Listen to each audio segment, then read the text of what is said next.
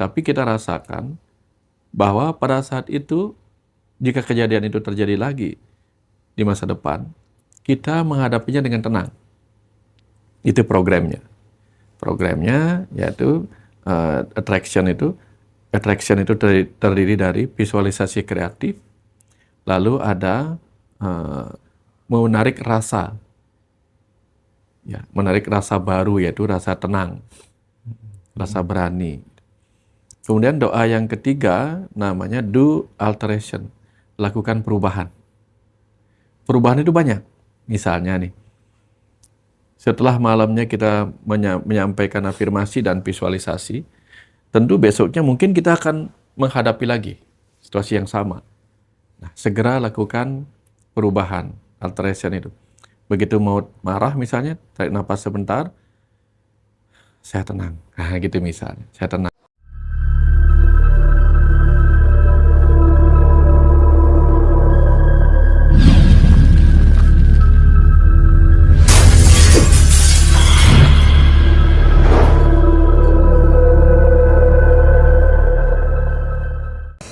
Ya, teman-teman semuanya, malam ini kita masih bersama dengan Dr. Wayan Mustika. Jadi sesuai dengan banyak sekali permintaan teman-teman di Ngaji Roso tuh Pak Wayan, Ya. mereka minta diberikan langkah-langkah praktis gitu. Artinya yang bisa diterapkan di rumah, yang itu bisa digunakan untuk mengatasi keresahan, mengatasi hal-hal yang bikin mereka tidak tenang gitu. Ya. Ada berapa langkah mungkin Pak yang mungkin bisa di-share, Iya. bisa dibagi buat sahabat-sahabat semua untuk mengusir keresahan dan ketidaktenangan itu Pak? Iya. Tergantung kondisi yang dimaksud, Mas. Keresahan itu penyebabnya apa gitu kan.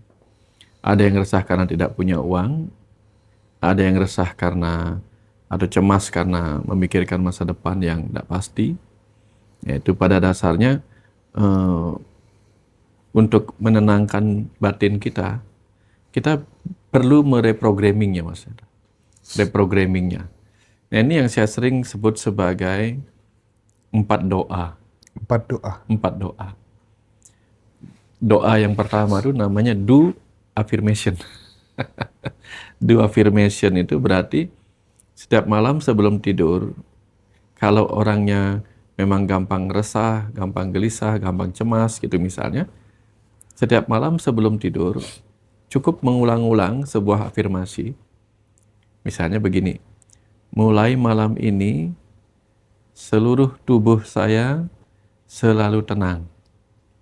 Selalu tenang. Saya adalah pribadi yang tenang dan pemberani. Itu afirmasi misalnya. Lalu doa yang kedua, do attraction. Jadi tarik rasa ketika kita sudah merasa tenang itu.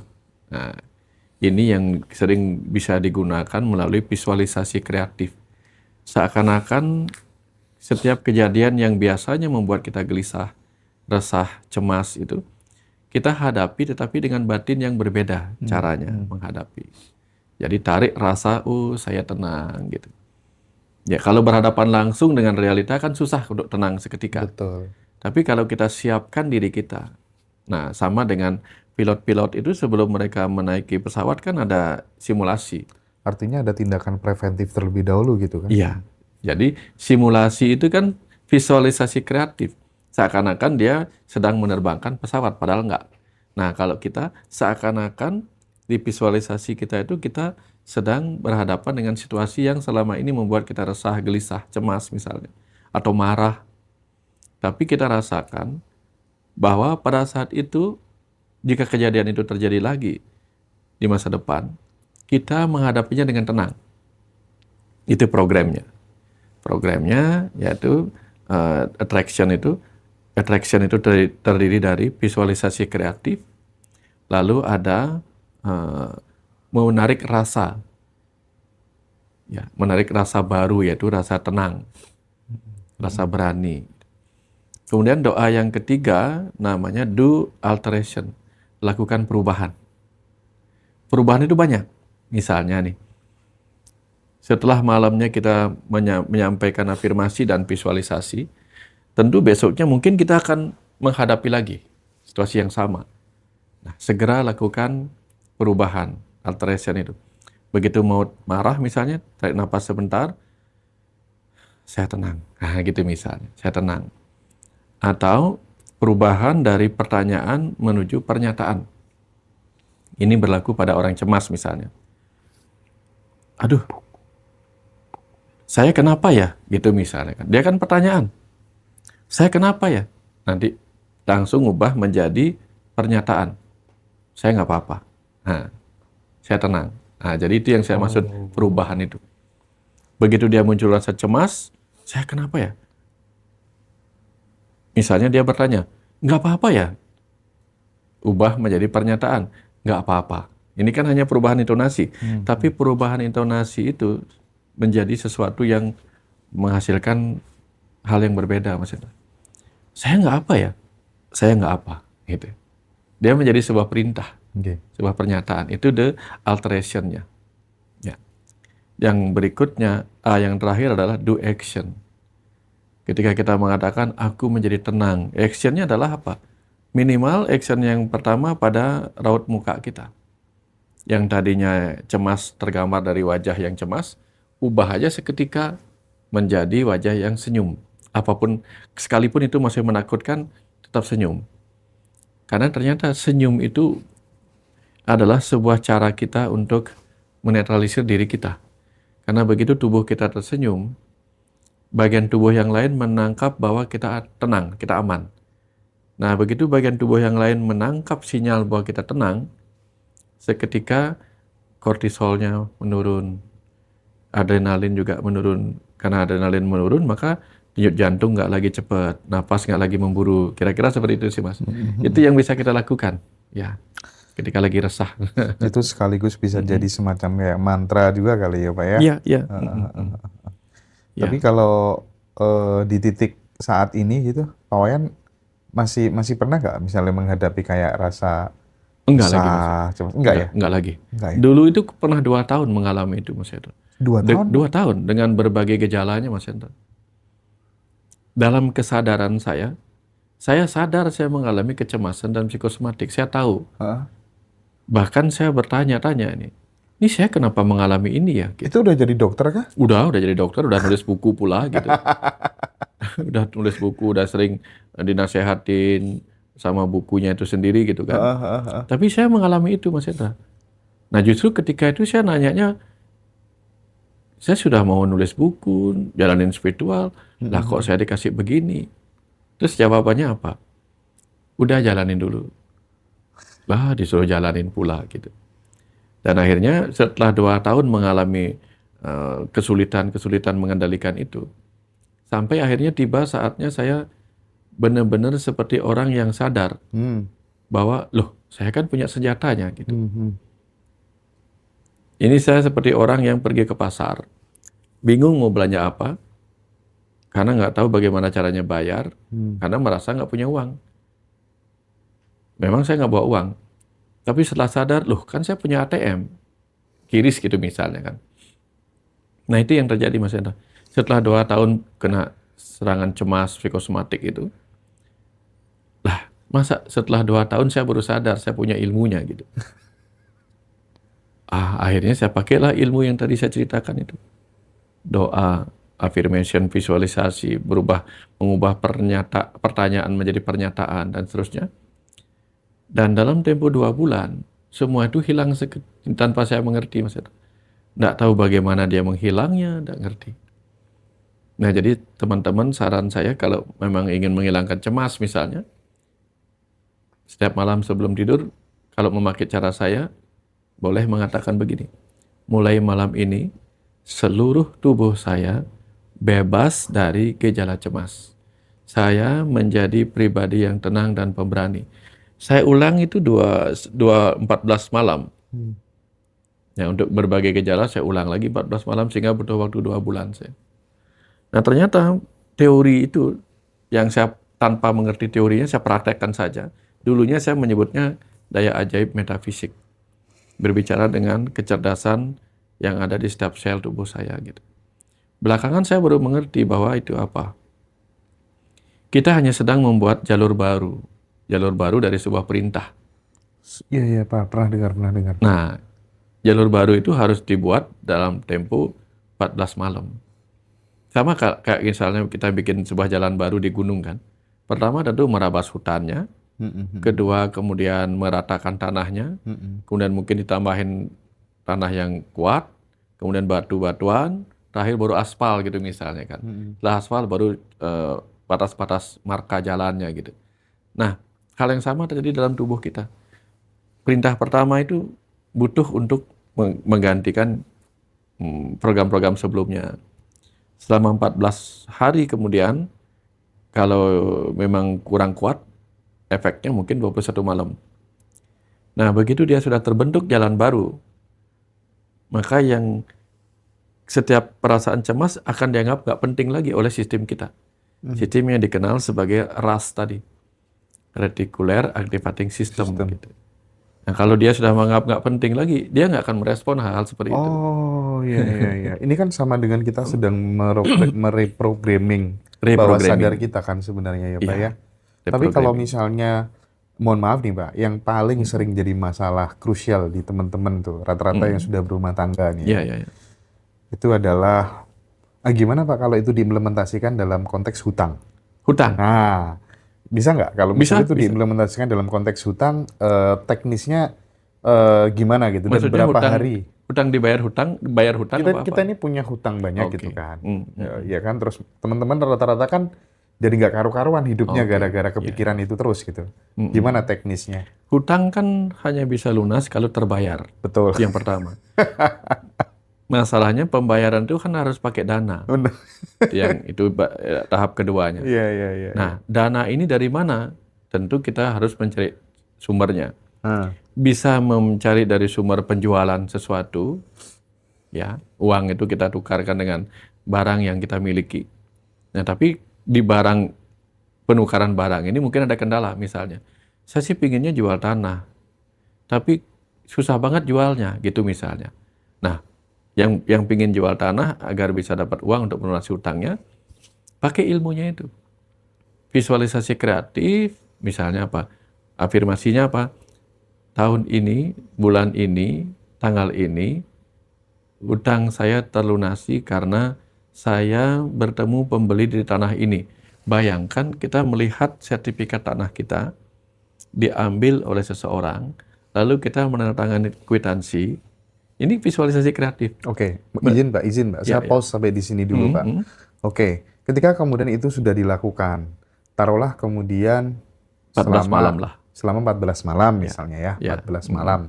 Dengan teknik yang benar sudah dirasakan. End produknya itu adalah rasa senang, rasa bahagia karena itu sudah terjual misalnya. Sudah terjadi ya. Tapi bagaimana kemudian itu mampu diterjemahkan oleh tubuh menjadi sebuah tindakan yang berbeda gitu. Karena ketika tindakannya sama, jelas tidak akan terjadi perubahan dalam konteks realita gitu. Bagaimana menjelaskan itu Pak secara rasional supaya sampai terjadi perubahan tuh gimana? Ya, nanti reticular activating system kita tiba-tiba akan menjadi waspada dan menjadi menganggap penting informasi-informasi seperti itu. Misalnya, yang tadi terabaikan karena kita perintahin, tiba-tiba aja kita kebetulan membaca berita, dicari tanah ini gitu misalnya. Yang tadinya kita abai pada hal seperti itu. Ada aja pokoknya gitu ya Pak, maksudnya ya. Tiba-tiba nanti akan ketemu sama orang. Mungkin misalnya kita lagi di jalan di mall nih. Mungkin karena kita lagi nyari laptop misalnya di mall. Jadi kita akan fokus mendengarkan tentang hal-hal berkaitan dengan laptop. Laptop ini bagus, bla bla bla gitu. Tapi karena kita perintahkan tubuh kita untuk waspada agar terjadi pembelian, mungkin kita akan diajak untuk fokus mendengarkan orang-orang yang lagi ngobrol tentang saya pengen beli tanah di mana ya bisa gitu misalnya. Yang tadinya kita nggak ngeh gitu. Inilah kemampuan reticular activating system kita. Membuat kita fokus pada hal-hal yang sesuai dengan kebutuhan kita. Kira-kira seperti itu Mas Hendra. Sama dengan saya juga baru tahu. Besok saya ajarin membaca pesan alam. Besoknya yang tadinya bunga jatuh ya bunga jatuh gitu. Tiba-tiba menjadi sebuah pesan. Kan bunga jatuh bukan sejak saya diberi pesan itu, bukan. Hmm. Setiap saat bunga jatuh, setiap Iya. saat burung burung bertelur di situ gitu. Tapi baru-baru kemudian dia menjadi sebuah pesan. Nah, sama kayak gitu Mas Hendra. Kita menjadi ngeh, menjadi waspada terhadap hal-hal yang berkenaan dengan kebutuhan kita. Itu sih yang terjadi. Ini bukan hal-hal yang ajaib-ajaib kayak gimana gitu. Hanya sesuatu yang membuat kita sinkronisasi dengan apa yang ada di alam gitu. Di saat kita sudah, intinya di saat kita sudah selaras, Ya, jalan itu datang dengan sendiri gitu. ya. Sudah ada di sekitar kita Sudah jalannya. ada di sekitar Cuman kita. karena kita nggak ngeh, Heeh. dia menjadi terabaikan. Karena dianggap nggak penting. Nah, 14 malam atau 21 hari itu Iya, iya. bukti bahwa sudah ada habit yang berubah dalam hidup Betul, kita, gitu ya Pak ya. betul. Ya, Konsekuensi logisnya ketika kemudian habit itu sudah berubah, berarti realita kemungkinan juga bisa berubah. ya. Kita menjadi berpindah fokus kepada hal-hal yang sesuai dengan kebutuhan kita gitu Mas. Ya. Itu sebenarnya udah diajari Pak Wayan pas waktu acara di Hotel Meur ya kalau nggak salah ya. Iya, iya. Kita pernah bikin acara gitu ya. Ya. Tapi kalau untuk yang retreat, kita fokusnya nggak ke situ nanti Pak Wayan Oh, ya? bukan. Bukan ya? Ya. Fokus untuk terhubung dengan seluruh bagian tubuh kita di dalam dan di luar. Sehingga nanti kalau sudah terbiasa terhubung, ya yang dulunya kan kita disconnect Mas Hendra. Kalau handphone kita jaringannya disconnect, mau kita ngomong bagus apapun kan nggak nyambung. Jadi kalau kita nggak ada disconnect dengan pesan-pesan tubuh kita, pikiran kita, jiwa kita, dan sebagainya, mau kita minta tolong gimana caranya kalau nggak disconnect? Nah misalnya kita sudah bikin, oh saya mau kirim email nih, kita bikin sebagus-bagusnya lamaran kerja kita lewat email. Pas mau dikirim jaringannya nggak nyambung. Ya. Nah jadi nanti itu kita sedang membangun jaringan baru dengan semesta. Oke, Ya. teman-teman. Jadi tadi sebenarnya kita udah lama bahas tentang sesuatu yang bisa menyentuh hati kita bersama ya. Teman-teman yang live di akun Ngaji Roso tadi. Tentang buku Saat Semesta Bicara. Nah, sekarang buku-bukunya Pak Wayan udah kita sematkan semuanya buat teman-teman yang mau dapetin bukunya silahkan. Ini adalah karya-karya terbaik dari Pak Wayan Mustika. Di kolom deskripsi YouTube Ngaji Roso ada nomor adminnya, silahkan dikontak aja. Pak Wayan tadi sempat jenengan nyinggung soal kecerdasan tubuh, Pak. Ya. Saya itu kan udah kemasukan banyak data ya, ketika kemudian wawancara narasumber Ngaji Roso yang sebegitu banyaknya bahwa minuman bersoda itu nggak bagus. Misalnya kayak sebut merek aja, misalnya Krating Deng, terus kemudian Extra Joss dan lain sebagainya.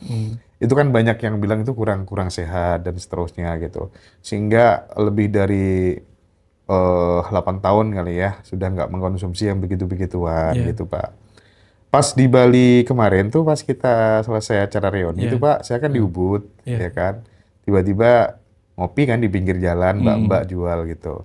Wih, ada Extra Joss gitu kan. Setelah 8 tahun nggak minum kan. Ngicip Pak, ngicip sedikit gitu. Wah, langsung batuk sampai 3 hari atau berapa gitu kan. Terus kemudian di Jakarta tuh ada yang kasih oleh-oleh. Salah satunya tuh ada Coca-Colanya, bersoda kan. Ngicip sedikit. Wih, langsung batuk lagi gitu kan. Nah, itu tuh sebenarnya tubuh sudah kasih sinyal atau sebenarnya gara-gara data atau gimana menurut Pak Wayan Mustika? Bali ini kan daerah pariwisata Mas Hendra. Dulu taksi nggak banyak Mas Hendra. Taksi airport nggak banyak. Taksi online juga nggak ada. Karena nggak ada yang pakai. Lama-lama karena banyak pariwisata datang, taksi online banyak terbentuk. Taksi yang biasa juga banyak terbentuk. Nah, akhirnya semua jalan lancar. Karena sudah memang pembeli pemakai dan pelayannya ada, yang servernya ada gitu. Suatu ketika turis sepi, yang gelisah kemudian sopir-sopirnya, lah ini kok aku dapat kerjanya gimana nih gitu. Akhirnya lama-lama Bergantilah dia pekerjaan. Bayangkan seperti itu, berganti pekerjaan sehingga sopir taksi semua menjadi petani gitu misalnya, karena nggak ada lagi tamu. Tiba-tiba mendadak ada tamu. Mendadak ada tamu, bingung kan pemerintahnya. Lah, ini pariwisata datang lagi nih. Sementara sopir taksi semua udah pensiun. Wah, akhirnya terjadi pembeludakan tamu-tamu yang nyari taksi lagi nih, Iya. ulang lagi semua. Nah, hal yang sama terjadi pada tubuh kita, Mas Hendra. Tubuhnya dulu ketika sering-sering minum hal seperti itu, nah ini ada tamu nih berupa molekul-molekul yang berasal dari minuman seperti ini. Gitu. Nah, ada Kok bisa mineral-mineralnya. kok bisa ke situ ya larinya ya? Nanti tubuh Aduh. kita akan Aduh. menyiapkan sel-sel untuk Iya, pengangkutannya iya, gitu. iya, iya, iya, iya, iya. Lama-lama Mas Hendra berhenti tahunan. Nah, Oh. sel pengangkut itu sudah, saya nggak ada kerjaan, kayaknya udahlah kita pensiunkan semua tim ini gitu. Aduh, Mbak Wayan Tiba-tiba keren minum lah. lagi. Aduh. Tiba-tiba minum lagi, kemudian sel imun menganggap ini apaan gitu. Ini demo apa tamu gitu. Dianggap demo nih. Dianggap musuh sekarang kan.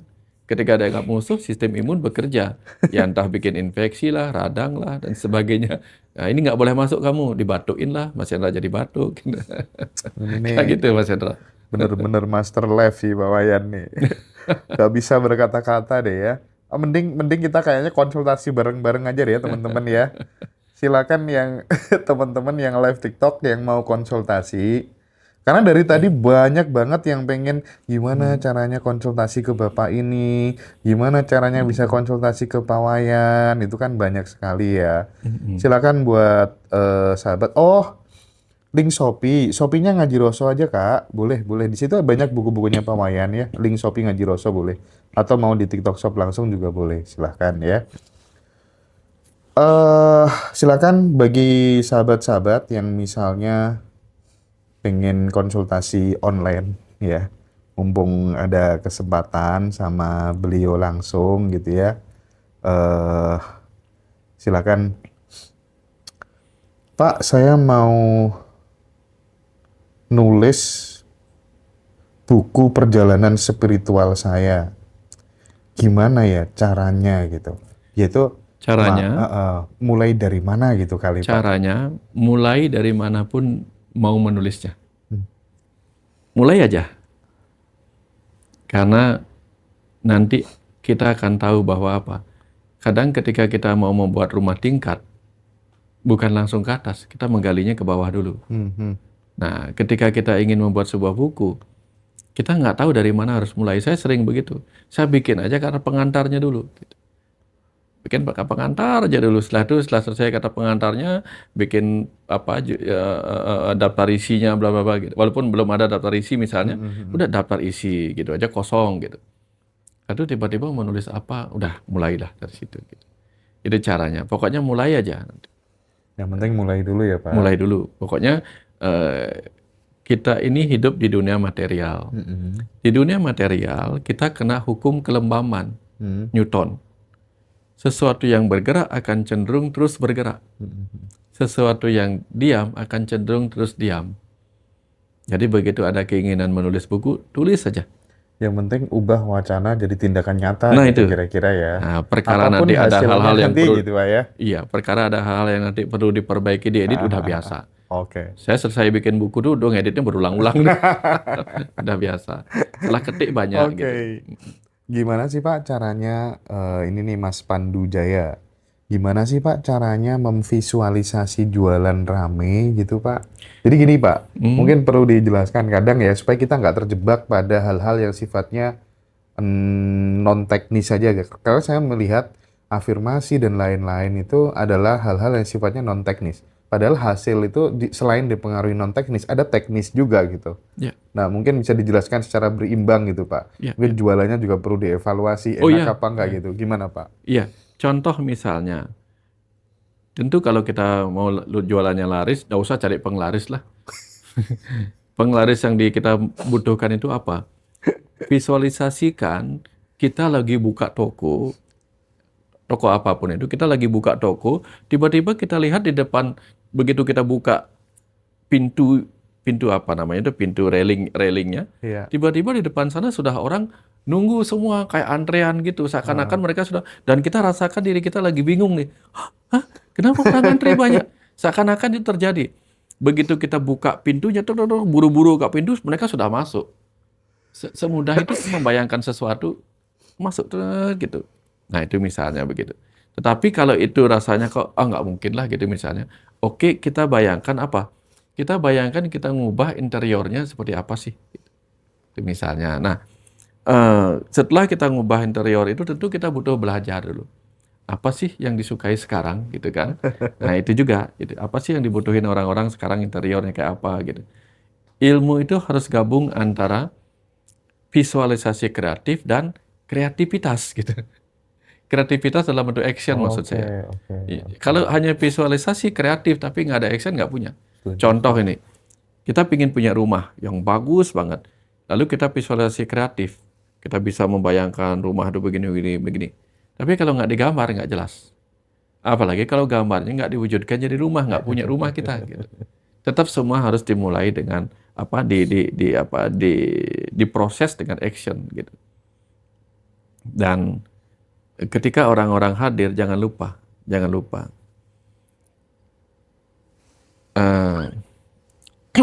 hidup ini sama, mau dimanapun sama. Manusia membutuhkan makan, minum, physiologis need, safety need, nyaman, aman, love need, esteem need, dihargai, aktualisasi diri. Dalam bisnis pun kita harus menggunakan ilmu yang sama. Ya, kalau kita bisnis makan, minum, dan sebagainya, apapun bentuk makanan kita, jangan lupa, orang itu butuh love, butuh merasa dihargai, butuh merasa ditemani. Makanya kalau misalnya kita buka toko, pancarkanlah cinta di situ, karena itu yang dicari orang. Pancarkan cinta itu konkretnya maksudnya Senyum kita kan senyum sebuah dengan pancaran cinta juga. tulus gitu ya. Senyum yang tulus, bukan perkara Bukan dia harus membeli apa dibuat-buat enggak juga gitu. gitu ya. Karena kadang ada orang datang ke toko kita tidak benar-benar untuk belanja, hanya untuk berteduh, hanya untuk ini, udah temani ngobrol. Itu cara kita memberi love. Beri dia harga diri. Nah, setelah kita beri harga diri, kita izinkan dia mengaktualisasikan dirinya. Kalau dia belum punya uang untuk beli, ya nggak apa-apa. Kita tetap hormati. Nah, ini mungkin akan balik. Oke. Nah, kayak gitu. Pak, sebelum dilanjutkan Iya. menjawab pertanyaannya teman-teman, Pak. Ya, Karena ini lagi banyak banget yang rame beli bukunya Pak Wayan. Iya. Bisa nggak Pak di-spill sedikit-sedikit gitu? Mulai dari saat semesta bicara itu intinya tentang apa? Dialog rahasia intinya tentang apa? Terus kemudian ada usada dapat dan lain sebagainya gitu Pak. Biar teman-teman tuh, aku kayaknya butuh ini gitu. Biar tahu gitu Pak. Ya, Tolong Pak. Kalau buku pertama saya dulu kan Dialog Spiritual 1 dan 2. Iya. Saya kompilasi menjadi buku Dialog Rahasia. Itu berisi percakapan saya ketika mengalami automatic writing. Automatic writing itu adalah ketika saya mencoba mengumpulkan pertanyaan, malah mengalir jawaban. Itu yang terjadi dialog saya dengan sesuatu yang saya tidak tahu itu apa gitu. Tapi yang jelas, saya nulis pertanyaan dikasih jawaban sampai habis pertanyaan saya dan harus kumpulin pertanyaan baru untuk mendapatkan jawaban-jawaban. Ini persis kayak gini, cuman dia tertulis gitu. Oke. Dan itu mengalir dari seluruh pertanyaan sejak masa kecil saya. Untuk apa sih kehidupan ini? Kenapa sih orang harus kumpulin uang, tahu-taunya untuk mati gitu? Iya. Tuhan itu siapa sih? Dan seterusnya lah gitu. Nah, ketika buku Dialog Rahasia itu sudah beredar, nggak ada orang menemui saya karena ternyata zaman itu nggak ada orang tahu di mana menghubungi saya. Iya. Lalu saya kepikiran untuk menuangkan dalam bentuk buku hal-hal yang tidak tertulis di dalam buku Dialog Spiritual. Oke. Tentang bagaimana kita melihat Tuhan di mana-mana dengan belajar ke dalam diri kita, mengaji diri dan mengaji alam. Nah, disitulah kemudian mengalir buku menjadi buku Dunia Tanpa Suara. Oke. Jadi artinya ketika kita berhasil melihat dia di mana-mana, kita kehilangan kata-kata. Dunia tanpa suara ya Dunia Pak. tanpa suara. Nah, ini disematkan teman-teman. Nah, setelah Dunia Tanpa Suara itu saya ngisi acara di Ubud. pas ngisi acara di Ubud dalam sebuah retret tahun 2010-an itu. Di sana tiba-tiba mengalir sebuah pesan. Nak, berhentilah kalian bertengkar hanya karena perbedaan nama yang kalian berikan kepadaku yang sesungguhnya satu. Itu pesannya waktu itu pertama. Dan semua orang menangis termasuk saya ketika mengalirkan pesan itu. Lalu saya minta pesan itu diberikan menjadi satu buku. Akhirnya setiap malam diberikanlah satu bab, hanya satu bab, nggak bisa lebih. Terus mengalir tiap malam satu bab tentang surga, neraka, dan seterusnya. Nah, itulah yang kemudian menjadi buku Saat Semesta Bicara. Itu buku keempat. Ya. Keempat itu Pak ya? Keempat, karena yang dialog rahasia itu kan 1 dan 2 kompilasi dulu. dari dialog spiritual 1 dan 2. Iya, itu jadi ke buku keempat. Nah, setelah selesai itu, saya pikir buku Dunia Tanpa Saat Semesta Bicara itu buku terakhir. Ternyata enggak.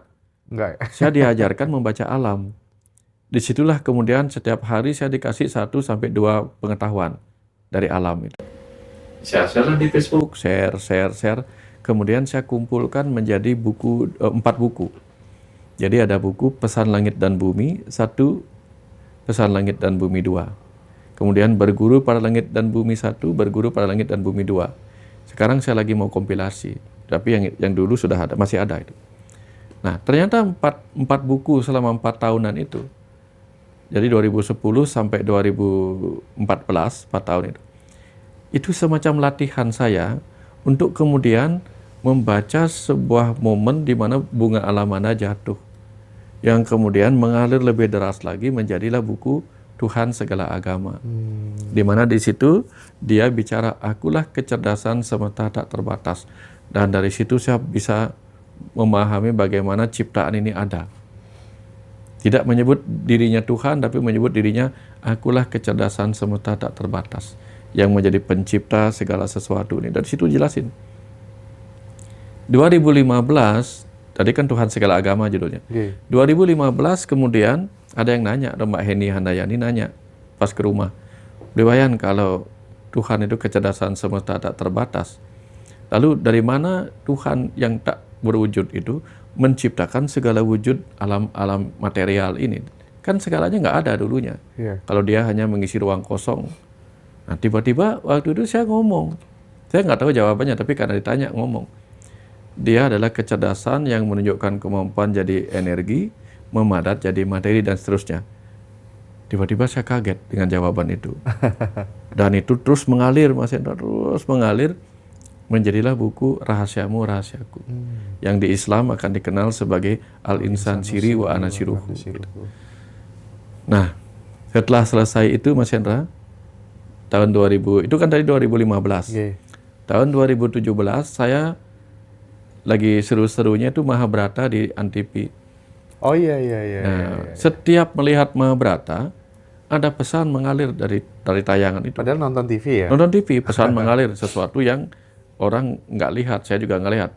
Akhirnya setiap makna mengalir itu saya share di Facebook. Terus saya dikit. Dan orang-orang pingin itu dibukukan. 2017 saya mulai bikin bukunya. Terhenti di 100 halaman. 2023 saya ulangi, lanjutkan lagi, pindah ke InDesign, saya desain sendiri bukunya, berhenti di 200 halaman. Nah, kemarin itu saya bicara Mas Hendra. Ini yang saya contohkan tadi. Saya berikan perintah kepada diri saya, akhir tahun ini harus jadi. Itu saya beri perintah. Tapi apa yang terjadi Mas Hendra? Sampai November belum lanjut. Depan laptop saya bengong, nggak jadi. Masuk ke awal Desember, nggak jadi lagi nih Mas Hendra. Sampai menjelang tanggal 21 Desember, ngaji Roso tanggal 20 kan? Ngaji Roso di Aston tanggal 20. Waduh, ini sebentar lagi akhir bulan Januari, akhir tahun 2025 dan saya belum bikin apa-apa. Tapi ternyata itu contoh fakta bahwa apa? Program saya sedang jalan, Mas Hendra. Besoknya sepulang dari hotel itu, Mas Hendra, tiba-tiba saya ingin sembahyang. Ada kerinduan mendalam untuk sembahyang gitu. Tanggal 21 malam saya sembahyang. Setelah selesai sembahyang, nggak kepingin nulis, bukan. Hanya pingin duduk di depan laptop. Setelah itu apa? Buka InDesign, buka Mahabharata, tiba-tiba lanjut nulis satu bab. Satu bab tanggal 21, besoknya lanjut pagi-pagi 24 bab, tapi satu hari itu, tanggal 23 6 bab, tanggal 24 kosong, tanggal 25, dan seterusnya masih ada. Tanggal 27 habis dia, Oh. menjadi 300 halaman. Beres dia tiba-tiba, karena ternyata diprogram untuk apa? Selesai akhir tahun tuh saya, waduh, ternyata dia selesai gitu. Nah, itu tapi nanti tuh. Iya, Nah, iya. itu nanti. Tapi sebelum ketika Mahabharata itu jeda, saya malah disuruh bikin buku tentang sedulur papat. Versi nama Bali, yaitu Kandepat. Kandepat itu artinya saudara empat. Iya, iya. Nah, saya nggak tahu saudara empat itu kayak apa menjelaskannya gitu. Itu kan kitab suci orang-orang dulu kan. Pengetahuan orang-orang dulu Jadi kan. sebelumnya belum pernah baca Belum itu? belum pernah Mas Hendra. Akhirnya karena disuruh bikin, saya ambillah referensi beberapa. Lalu saya, oh saudara empat adalah bla bla bla. Seperti orang bikin artikel gitu. Dan itu bukan saya Mas, bukan tipe saya begitu. Tiba-tiba ditelepon sama Pak Kadek setelah 2 minggu jeda. Dek, bukunya udah jadi belum? Gitu. Kaget saya. 2 bulan lagi kita akan launching. Wah, 2 bulan lagi deh. Terus akhirnya apa? Karena nggak tahu bagaimana caranya, saya katakan sudah proses beli gitu. Lalu saya buka bukunya lagi, aduh ini bukan saya nih, 10 halaman tentang Kandepat itu, saudara empat itu bukan gaya penulisan saya. Lalu saya select, lalu saya cut dulu, maunya tak simpan di bagian mana di terakhir Iya, gitu. iya, iya. Lalu saya menjadi seseorang yang gelisah mau bikin apa nih gitu. Tiba-tiba muncul, nggak tahu dari mana ras saya tuh menolehkan mata saya untuk melihat sebuah kata lisah. Apa? Lisah. Lisah. Lisah itu bagian dari Kandepat juga yang menyebut lisah. Nggak tahu di mana, saya lupa dapat di mana itu. Dari kata lisah itu kemudian muncul kata gelisah. Oh. Artinya kegelisahan seorang lisah tentang kenapa hidup saya terpuruk bla bla bla. Di situ langsung ngalir Mas, trat gitu. Kenapa kamu menjadi hidup pribadi yang gelisah? Karena kamu lupa dengan saudara empatmu.